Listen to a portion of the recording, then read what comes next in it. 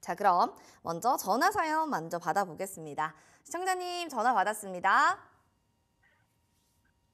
네, 여보세요?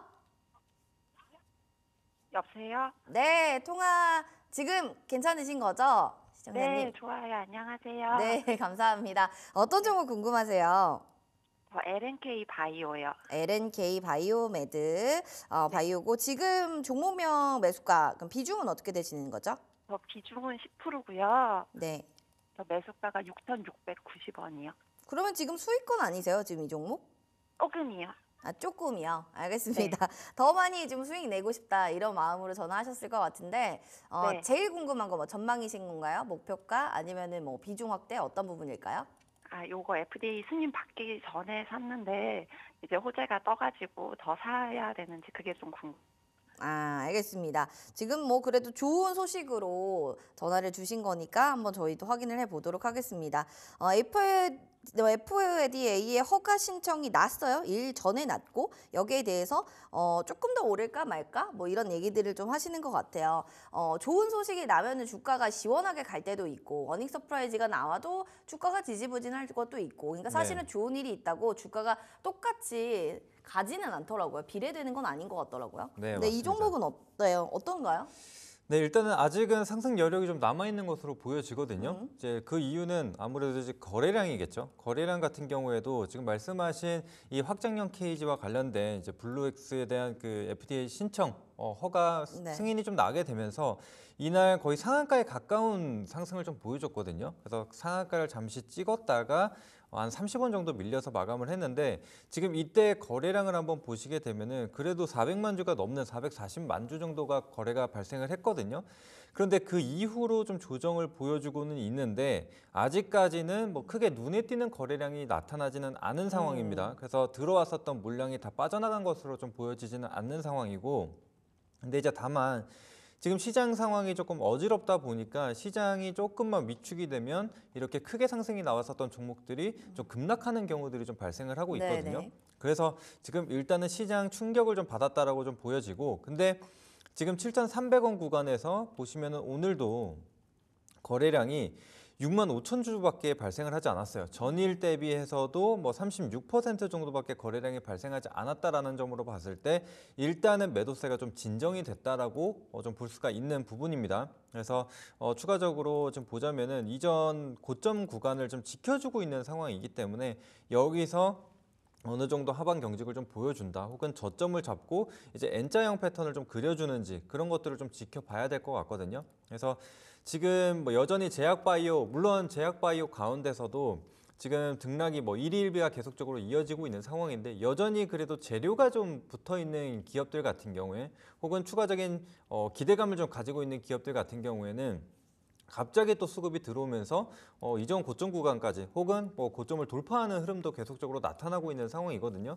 그래서 LNK 바이오 같은 경우에는 조금 더 기다려 보셔도 좋을 것 같다. 게다가 지금 매수가가 6,690원으로 좀 수익권이시기 때문에 크게 무리가 없다라고 생각을 합니다. 그래서 말씀드렸던 지금 7,200원 구간을 이탈하지 않는다면은 조금 더 가져가 보시고 근데 이제 다만 지금 상단 구간에서 저항을 계속적으로 받는 게 확인이 되죠. 그래서 지난 화요일 같은 경우에도 장중에 10%대 상승을 좀 보이다가도 이 장기 이평선 121선 구간에서 저항을 받는 게 확인이 됐기 때문에 만약에 이번에 다시 상승이 나올 때 이 8,000원 구간 뭐 돌파나 혹은 이 구간을 지켜주지 못한다라고 한다면은 일단은 확정 수익을 좀 챙겨 두고 보시는 게 나을 것 같습니다.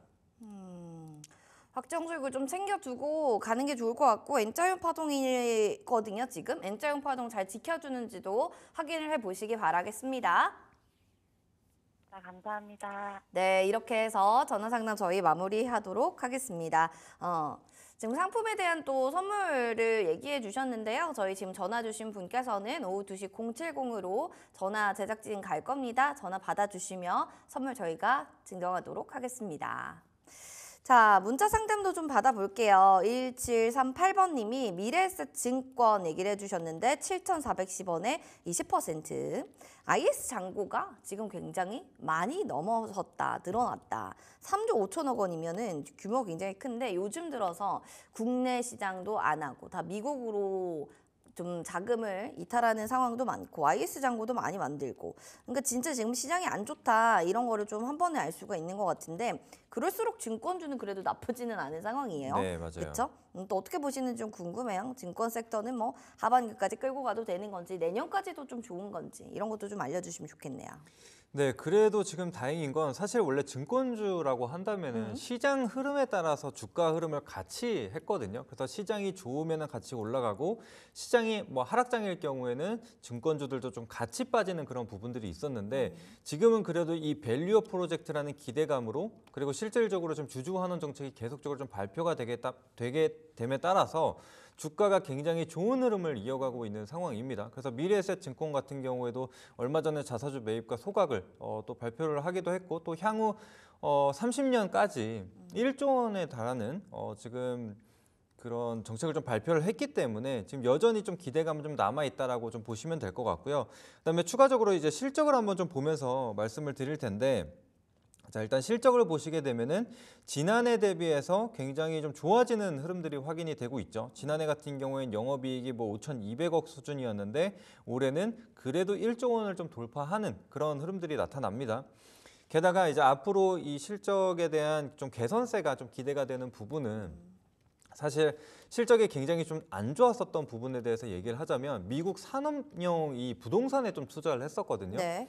그런데 아시다시피 부동산 경기가 굉장히 좀 안 좋았습니다. 고금리로 인해서 미국 같은 경우에도 이 산업용 부동산에 대한 손실이 조금 많았습니다. 그래서 이 미래에셋 증권도 마찬가지로 이 산업용 부동산에 투자를 했었기 때문에 그에 대한 손실이 좀 있었는데 이제는 조금씩 그 손실폭이 좀 줄어드는 과정이다라고 보시면 될 것 같습니다. 그래서 지금 이 실적을 좀 악화시켰었던 이런 부분들이 조금씩은 해소가 되어가고 있는 부분이기 때문에 실적적인 측면으로도 조금은 긍정적인 우리가 관점으로 볼 수 있다라고 말씀드릴 수 있겠고, 그다음 추가적으로 이제 수급 동향을 좀 보더라도 지금 기관 쪽에서 계속해서 순매수를 좀 보여주고 있습니다. 특히 금융투자에서 계속적인 매수를 좀 보여주고 있는 상황이기 때문에 이런 부분들이 좀 뒷받침을 해주는 부분이지 않을까라는 생각을 합니다. 그래서 지금과 같이 지금 뭐 금융주들 전반적으로 지금 우상향을 계속적으로 이어가고 있는데 이렇게 신고가권 혹은 우상향을 유지해주는 기업들 같은 경우에는 내가 만약에 좀 여유가 있다라고 한다면 한 21 이평선 정도까지는 충분히 열어두고 한번 보시고 조금은 내가 수익권이기 때문에 수익을 조금이라도 놓치고 싶지 않다라고 하시는 분들 같은 경우에는 5일 이평선이나 11 이평선을 좀 타이트하게 잡아두고 이 구간을 지지받지 못한다라고 하면은 좀 수익을 챙겨 두시고 그 다음에 다시 21 이평선 지지 여부를 좀 확인하고 재진입하는 뭐 그런 관점으로 봐주시면 될 것 같습니다. 그다음에 미래에셋증권 같은 경우에도 지금 딱 이전 고점 구간 정도에 좀 걸려 있는 자리잖아요. 그래서 이 9,000원 구간만 크게 이탈하지 않는다. 혹은 지금 뭐 21 이평선 같은 경우에도 서서히 좀 올라오고 있는 단계인데 대략적으로 한 8,950원 정도의 형성이 되어 있거든요. 그래서 이격이 좀 크지 않기 때문에 21 이평선 정도까지는 충분히 한번 기다려 보시고 가져가셔도 무리는 없겠다. 이렇게 말씀드리도록 하겠습니다. 그러니까 손실폭 좀 줄어들고 있고 좋은 점이 많은 것 같아요. 뭐 5일선, 21선 이렇게 보시면 되는데 러프하게 보면 21선 지금 지키고 가는지 보시고 손절 라인으로는 지금 뭐 9,000원 구간만 이탈하지 않으면 괜찮다 이런 얘기 해주셨어요. 살펴보시면서 증권주 들고 계신 분들도 같은 맥락으로 보시면 좋을 것 같습니다. 자, 지금 우리 너튜브 보니까 드가자님이 오늘 헬로윈 데이입니다 라고 그쵸 오늘 또 그날이네요. 이럴 때 또 사탕 캔디예요 이러면서 또 분장하시는 분들도 많으실 것 같고 브로드티디님은 삼성전자요 10만 원 가자.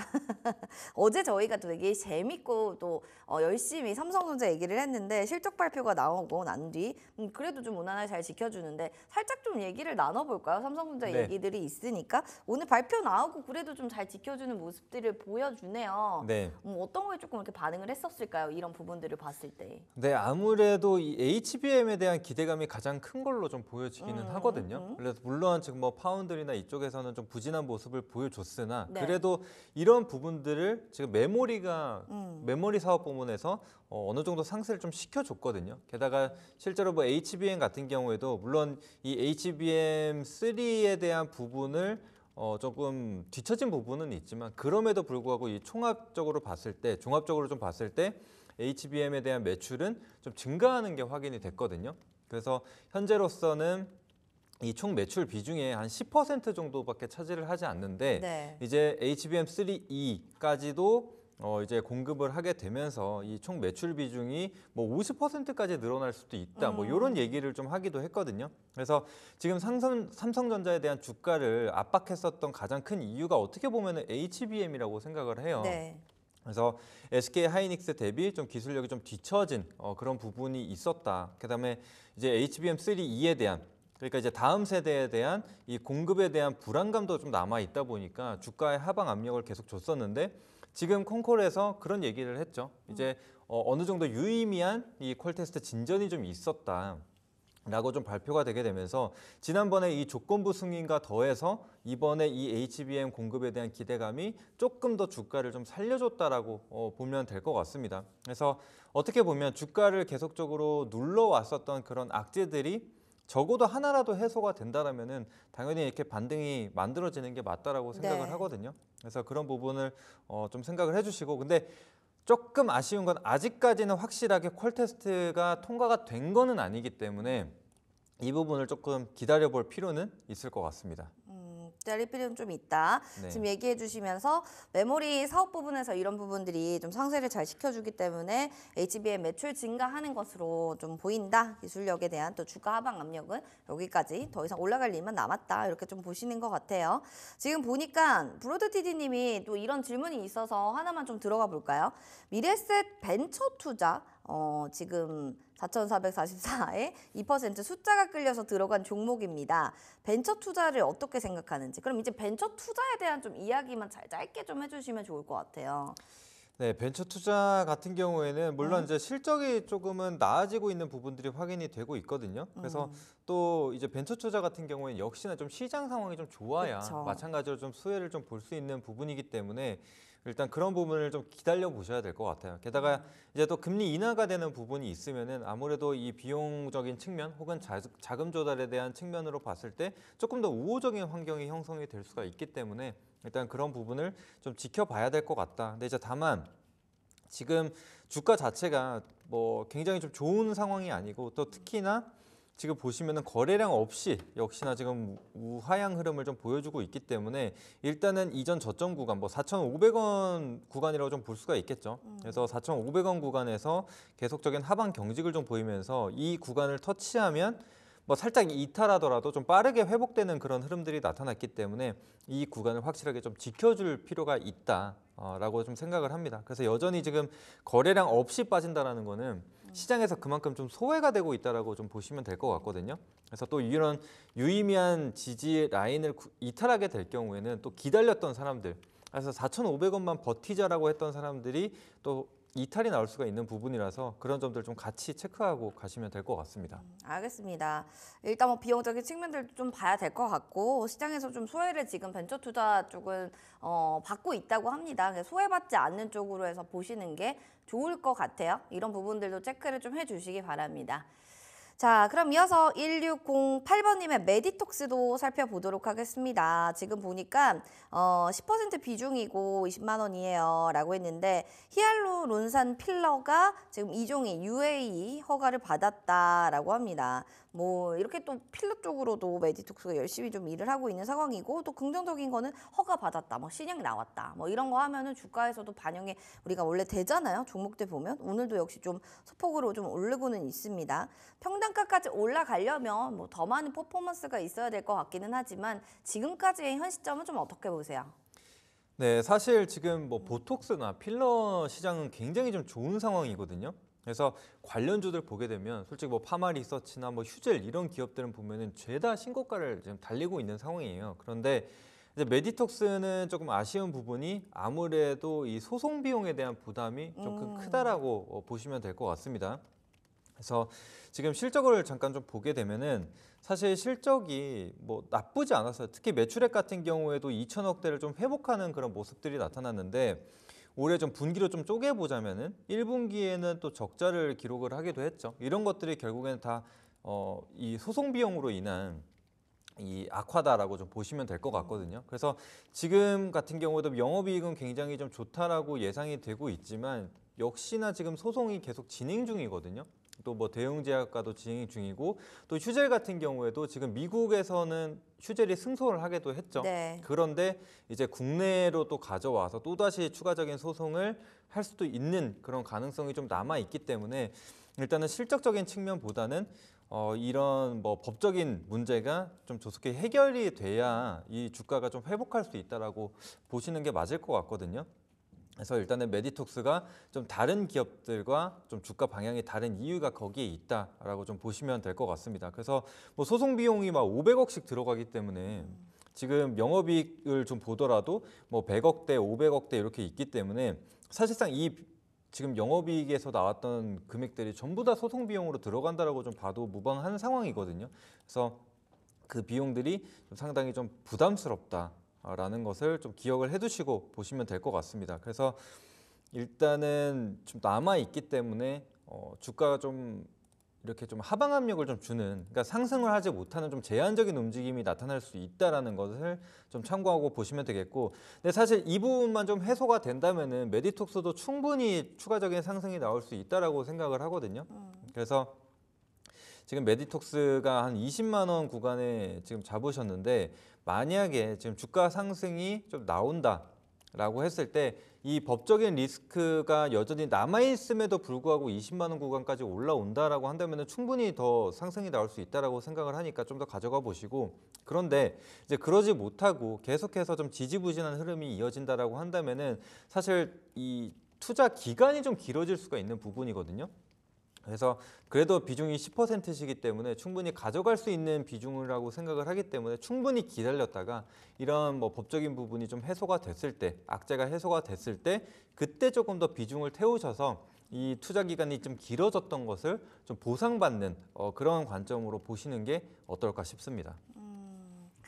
알겠습니다. 지금은 돈을 벌면 다 쓰는 게 소송이에요. 그러니까 소송 한번 하면은 돈 많이 나가는데 그게 메디톡스의 지금 상황인 거고, 투자 기간이 좀 지지부진하게 주가가 흘러가면 길어질 수 있다. 근데 올라가면 그래도 좀 해볼 만한 지금 상황이다. 이 부분에 포인트를 주고 좀 보셔야 될 것 같습니다. 자, 이런 부분들 잘 참고하시기 바랍니다.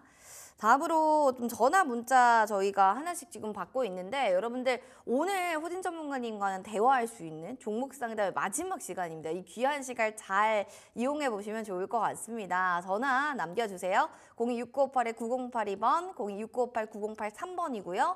그리고 문자로는 샵 9083번으로 문자도 저희 받고 있다는 점 확인해 보시기 바라겠습니다. 지금 뭐 또 하나 뭐 문자가 들어와서 한번 볼까 봐요. 인선 ENT고요. 7,060원에 40% 비중입니다.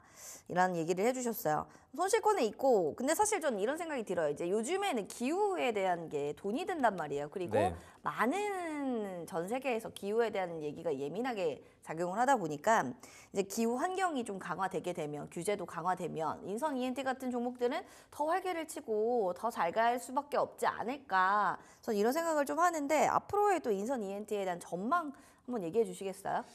네, 사실 지금 뭐 인선 ENT 같은 경우에는 폐기물 처리 관련주로서 이제 뭐 태풍이 왔을 때 보통 이제 테마주로 올랐었던 그런 기억이 있거든요. 네. 그런데 이제 그뿐만이 아니라 뭐 사실 이 폐기물에 대한 부분은 역시나 좀 우상향할 수 있는 그런 뭐 여력이 좀 남아 있다라고 생각을 하거든요. 그쵸, 그쵸. 그래서 근데 다만 지금 업황이 좀 안 좋았었던 이유, 역시나 폐기물이라고 하면 사실 뭐 태풍이나 이런 것들이 좀 일시적이지만 결국에는 이제 건설 현장에 대한 이 폐기물 처리가 주요한 이 매출처라고 좀 보시면 되거든요.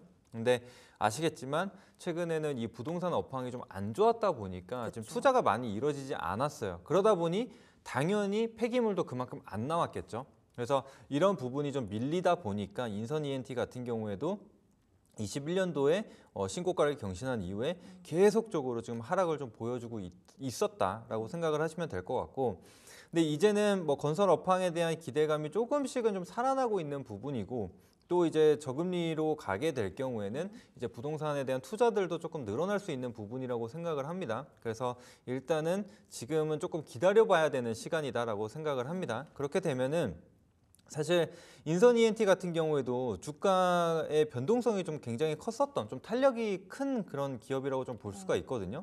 그래서 충분히 뭐 7,000원대까지는 올라올 수 있을 거라고 좀 생각을 하고 있고요. 또 근데 이제 다만 비중이 40%이기 때문에 좀 과도한 물타기는 조금 어려울 수 있다라는 생각을 좀 합니다. 근데 이제 충분하게 지금 실적 측면을 좀 보더라도 조금씩은 개선이 좀 되려는 그런 모습들이 나타나고 있거든요. 일단은 작년 말에 최저를 좀 찍은 이후에 그래도 영업이익이나 뭐 매출액이 조금씩은 늘어나는 모습들이 확인이 되고 있기 때문에 조금만 한번 기다려보자. 그래서 인선 ENT도 지금 충분히 빠질 만큼 빠졌다라고 생각을 하거든요. 네. 지금 현 주가를 좀 보시더라도 이전 저점까지 내려왔어요. 그러면은 사실 이 구간을 이탈한다라고 한다면은 10년 전 주가로 좀 돌아간 거거든요. 그래서 이런 측면으로 봤을 때는 충분히 지금 많이 내려와 있는 상황이다 보니까 만약에 이제 여기서 실적 개선세가 조금만 나타난다라고 한다면은 충분히 매수가까지는 올 수 있지 않을까라는 생각을 합니다. 일단 실적이 좀 좋아지면 주가는 충분히 좀 올라갈 수 있고 상황적인 측면에서 좀 더 좋을 수 있는 상황이다라는 얘기 해주셨기 때문에 홀딩의 관점으로 전략을 저희가 제시해 드리도록 하겠습니다. 자, 이분께도 저희 좋은 도움이 되셨길 바라는 마음 담아 볼게요. 너튜브에 간다고 하니까 지금 많은 슬픈 댓글들이 올라왔어요. 호진 전문가님 없으면 퀴즈 내 건 누가 뽑아주냐. 우리 카니님이 또 네. 우리 호진 전문가님의 열렬한 사랑을 많이 받았던 넘버원 픽이었잖아요. 근데 또 이렇게 얘기하시니까 답변 한번 해주셔야 되는 거 아니에요? 네, 뭐 이거 말씀드려도 될지 모르겠지만 제가 이제 그렇다고 아예 출연을 안 하는 건 아니거든요. 네, 이제 그런 부분이 있기 때문에 너무 실망하지 마시고 네. 또 다른 시간에 저를 찾으실 수 있으실 거니까. 그때는 또 퀴즈 안 하잖아요. 그쵸. 뭐 퀴즈는 없을 수 있겠지만 또 뭐 다른 부분으로 또 재미를 드릴 수가 있다라고 생각해서 그때도 찾아주시면은 제가 뭐 어떻게든 좀 사랑을 좀 보답드릴 수 있도록 제가 한번 노력해 보겠습니다. 알겠습니다. 카니님 따라다니시면 될 것 같아요. 사랑 계속 주신다고 합니다. 자, 다른 분들도 막 열심히 또 댓글 달아주셨는데 하나씩 이따가 읽어드릴게요. 자, 그럼 이제 문자 사연 또 들어가 보겠습니다. 1850번님이 한진칼이라고 사연 올려주셨어요. 92,000원에 15% 비중이에요 라고 하셨습니다. 지금 손실권에 있는 종목이고 고점에 들어가신 거 아닐까? 뭐 이런 생각이 들어요. 한 10월 17일 정도에 쭉 올랐을 때 올라가신 것 같은데요. 타고 같이 가다 보니까 지금 물려 있는 상황인 것 같습니다. 하나씩 좀 확인을 해볼까요? 한질칼, 뭐 아무래도 뭐 대한항공 이렇게 좀 엮여 있다 보니까 이 부분에 대한 총수 일가에 대한 지분들도 좀 궁금하실 것 같고 또 여러 가지 이슈들이 많은데 어떻게 보시는지 한진칼은 지금 상황에서 좀 평단가 괜찮게 들어간 걸까요? 아니요, 사실 조금 부담스럽다라고 생각을 하긴 하거든요. 네. 물론 지금 뭐 긍정적인 이슈들이 좀 나오기는 하는데 사실상 한진칼 같은 경우에도 시장에서 크게 좀 주목을 받고는 있지는 않은 상황이에요. 그럼에도 불구하고 주가는 굉장히 좀 잘 올랐거든요. 지금 거래량을 보시더라도 오늘 뭐 18,000주, 19,000주 정도밖에 발생을 하지가 않았어요. 그래서 거래 대금이 한 16억 정도로 16억. 네, 뭐 시총 대비해서 거래 대금이 그러니까 굉장히 좀 적은 편이다라고 볼 수가 있어요. 그래서 지금 쉽게 상승이 나왔었던 만큼 또 쉽게 조정이 나올 수가 있다라는 것을 좀 염두에 두고 보셔야 되고 이제 그나마 좀 다행인 것은 이 밸류업에 대한 기대감으로 역시나 좀 상승이 나왔다라는 부분 게다가 수급적인 측면으로 봤을 때도 지금 기관 쪽에서 특히 이 연기금에서 계속적인 순매수를 좀 보여주면서 이런 주가 상승을 좀 만들었습니다. 그래서 연기금이 계속적으로 들어와 주는 선에서 혹은 이 하방 경직을 좀 만들어주는 선에서는 계속적으로 좀 가져가 보셔도 될 것 같은데 만약에 그렇지 못한다라고 한다면은 지금 한진칼 같은 경우에도 거의 이전 고점 구간까지 왔다가 가는 거거든요. 근데 이때 당시에 주가 상승은 그때 이제 경영권 분쟁과 관련돼서 이슈가 좀 있었었죠. 네. 그래서 이때 모멘텀이 지금 없는 상황에서 주가가 이렇게 올랐다라는 것은 조금은 부담스러운 자리가 있을 수 있다. 그래서 지금 하방으로 봤을 때는 한 82,000원 정도의 지지 여부를 좀 확인을 할 필요가 있다라고 생각을 하거든요. 그래서 좀 그런 점들을 좀 체크하시고 왜냐면은 이게 결국에는 지금 호가 부분이 굉장히 좀 얕을 수가 있어요. 네. 그렇게 되면은 적은 물량이 조금 쏟아지더라도 빠르게 차익이 좀 나오면서 좀 장대 음봉이 형성이 될 수가 있는 부분이기 때문에 그런 점들을 좀 유념하셔야 된다. 왜냐면 이전에도 한번 보시더라도 한번 상승은 이후에 14%까지 올랐다가 1% 하락 마감하기도 했고 또 이렇게 10%대 하락, 뭐 장대 음봉이 이렇게 형성이 되기도 했었죠. 얼마 전에도 그랬고 그러니까 이런 하락이 나와도 이상하지 않은 좀 구간이라고 생각을 하기 때문에 좀 그런 점들을 좀 참고하시고 보시면 될 것 같습니다. 근데 물론 뭐 실적적인 측면으로 봤을 때는 조금은 좀 개선이 되고 있는 부분은 나타나고 있거든요. 네. 그래서 만약에 실적 모멘텀이나 이런 것들로 좀 기사가 나와준다라든지 네. 아니면은 지금 이 한진칼 같은 경우에는 지금 아직 뭐 리포트나 이런 게 나온 게 없거든요. 그래서 좀 이런 것들만 좀 붙어준다라고 한다면은 그래도 좀 호가가 좀 탄탄해지거나 거래량이 조금만 늘어나게 된다라면은 조금 더 길게 한번 보셔도 될 것 같다. 그래서 그런 점을 좀 체크하고 보시면 될 것 같습니다. 알겠습니다. 일단은 뭐 거래량도 좀 보셔야 될 것 같고 더불어서 또 물량이 적은 물량이기 때문에 만약에 좀 오르면 차익 매물이 출회될 가능성이 더 크다라는 점 이런 부분들 좀 참고하셔서 한진칼 대응해 보시기 바라겠습니다. 자, 이어서 또 전화를 받아봐야 될 것 같아요. 전화 사연 좀 들어왔네요. 안녕하세요. 여보세요, 시청자님. 네, 여보세요? 아, 네, 반갑습니다. 통화 가능하실까요? 네, 말씀하세요. 네. 종목 상담 사연 주셔서 저희가 전화 드렸습니다. 어떤 종목 궁금하세요? 저 셀트리온 제약이요. 셀트리온 제약이요. 평단가랑 비중 좀 알려주시겠습니까? 88,000원에 10% 지금 갖고 있어요. 88,000원에 10%. 가장 궁금한 게 뭐가 있으세요? 제가 8월 초에 이제 샀는데, 네. 네, 물도 타고 했는데 지금 기다려야 되나 손절해야 되나 지금 머리 아파가지고. 네. 알겠습니다. 기다릴지 손절할지 한번 살펴보도록 하겠습니다. 지금 같은 경우에는 뭐 8월 초에 샀는데 급락때 사셔가지고 타이밍이 너무 안 좋아요. 그러니까 네. 좋은 타이밍에 사야 되는데 이제 엇박자가 난 거겠죠. 근데 그쵸. 이런 상황에서 지금 손절을 하는 게 답인지 차라리 물을 타서 계속 평단가를 낮출지 이게 좀 궁금하신 것 같은데요. 상황적인 측면에서 보면은 뭐 골다공증 치료제도 공동 판매를 하고 또 좋은 실적에 대한 얘기들도 좀 나올 예정인데 뭔가 주가는 그렇게 뭐 지지부진합니다. 뭐가 그렇게 이 주가를 계속 밑으로만 끌고 내려가는 건가요? 네, 사실 근데 지금 셀트리온 같은 경우에는 그룹주들 전반적으로 사실 굉장히 뭐 실적이나 이런 부분에서 굉장히 잘 나옴에도 불구하고 주가가 잘 못 가는 그런 부분들이 나타났거든요. 네. 그래서 지금 셀트리온 제약 같은 경우에도 뭐 특별한 좀 악재가 있다라기보다는 그런 뭐 수급적인 측면의 문제라고 좀 생각을 하거든요. 네. 그래서 지금은 뭐 손절하기에 너무 아쉬운 자리다라고 생각을 하고 지금 또 마찬가지로 셀트리온 제약 같은 경우에도 하방 경직을 좀 보였었던 가격대가 지금 거의 가까이 왔어요. 그래서 제가 봤을 때는 일단은 1차적으로 55,000원 구간에 대한 지지를 한번 확인을 하고 이 구간에서 지지가 확인이 된다라고 한다면은 그때는 조금 더 물타기를 진행을 하셔도 될 것 같거든요. 그래서 충분히 뭐 셀트리온 그룹주들 같은 경우에는 하락이 나올 경우에 이 추가적인 매수 그러니까 비중을 좀 확대하시는 것도 좀 긍정적이다라고 생각을 합니다. 그래서 지금 뭐 셀트리온 제약뿐만이 아니라 셀트리온 같은 경우에도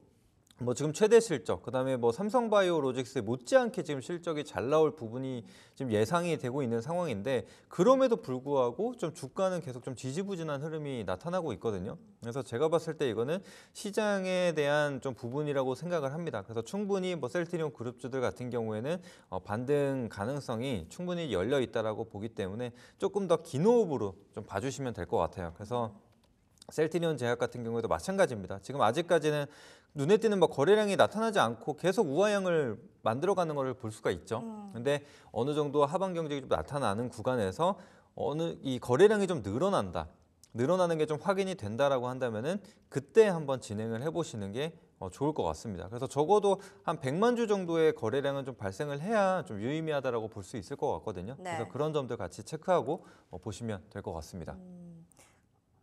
거래량이 늘어나는지를 좀 잘 보시면서 그때 진행해도 무방하다고 합니다. 시청자님. 네. 네, 그 부분 꼭 기억해 주시기 바랍니다. 감사합니다. 네, 고맙습니다. 좋은 시간 보내세요. 네. 자, 이렇게 해서 센스리온 제약에 대한 이야기 전해드렸습니다. 굉장히 또 여러 가지 사연들이 많은데 주가가 거의 다 뭐 올라가는 것보다는 완전히 좀 빠지거나 거래량이 없는 종목들을 요즘 추세에서는 많이 볼 수가 있는 것 같아요. 이게 여러분들이 좀 가지고 있는 상황 그리고 또 우리가 지금 겪고 있는 지금 상황이 아닌가 이런 생각이 좀 드는데요. 지금 뭐 여러 가지 얘기들 속에서 또 댓글을 보니까 여러 가지 좀 긍정적인 얘기들이 있습니다. 너무 좋은 얘기 많이 해주셔서 감사합니다. 어디서나 우린 또 만날 거예요. 꿈돌이님이 건강하시라고. 네, 늘 건강에 대해 유념을 또 해주시고 계시네요. 고맙습니다. 자, 문자도 볼게요. 1936번님의 금호석유 하나 더 가보도록 하겠습니다. 14만 3,500원의 10% 종목인데 금호석유 저 어떻게 좀 봐야 될지 그 부분이 좀 궁금해서요. 라고 얘기를 해주셨습니다. 워낙 또 지금 최근에 들어가신 것 같아요. 이 종목 보니까 14만 도에서 왔다 갔다 하는데 요즘에는 이 종목들을 볼 때도 다 사실 윗꼬리가 달리기 때문에 짧게만 대응하자라고 하는데 이런 금융사고 같은 관련 업황들, 종목들 좀 어떻게 봐야 될까요? 기관은 다 사들여요?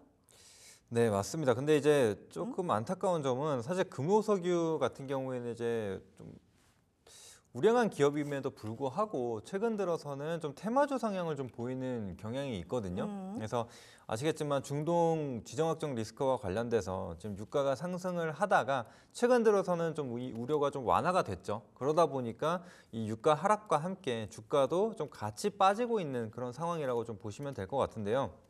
그래서 일단은 그런 측면으로 좀 봐야 된다. 그래서 만약에 이 유가 하락과 함께 금호석유가 계속적으로 좀 지지부진한 흐름을 보인다라고 한다면은 지금 매수가랑 크게 지금 차이가 나지 않기 때문에 차라리 뭐 종목을 좀 교체하시는 방향으로 좀 보시는 것도 괜찮을 것 같고요. 네, 일단은 추가적으로 차트를 한번 보면서 한 번 더 안내를 드려보도록 할게요.